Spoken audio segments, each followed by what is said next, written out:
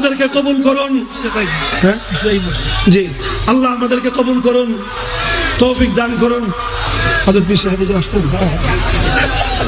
হে আল্লাহ, হযরত মাওলানা পীর সাহেব হুজুর হাফিজাহুল্লাহ তাআলা ওয়া আল্লাহ ওনাকে হাজী ইমদাদুল্লাহ মুহাজির মক্কির মতো কবুল করেন ইনশাআল্লাহ।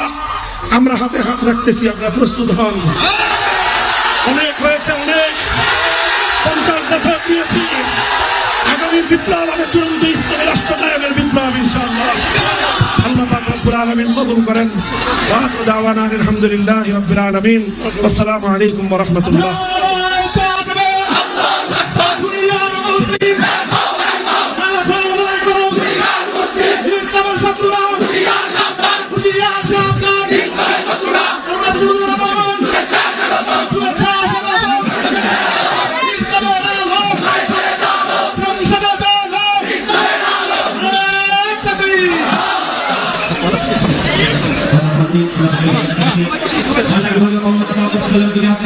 অনেক হয়েছে, এখন হাতে হাত রাখতেছি, আপনারা প্রস্তুত হন।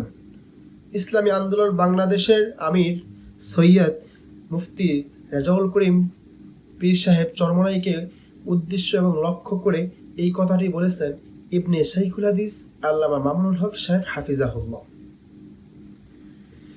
ইসলামী আন্দোলন বাংলাদেশের আমির বলেছেন যে যতগুলো ইসলামী দলগুলো আছে, আমরা সকল ইসলামী দলের সাথে আলোচনা করেছি। আলহামদুলিল্লাহ, সংবাদ ভালো। আলহামদুলিল্লাহ, আপনারা দোয়া করবেন। তো আমরা দোয়া করি আলহামদুলিল্লাহ আল্লাহ রাব্বুল আলামিন আমাদের সকল ইসলামী দলকে ঐক্য হওয়ার তৌফিক দান করুন।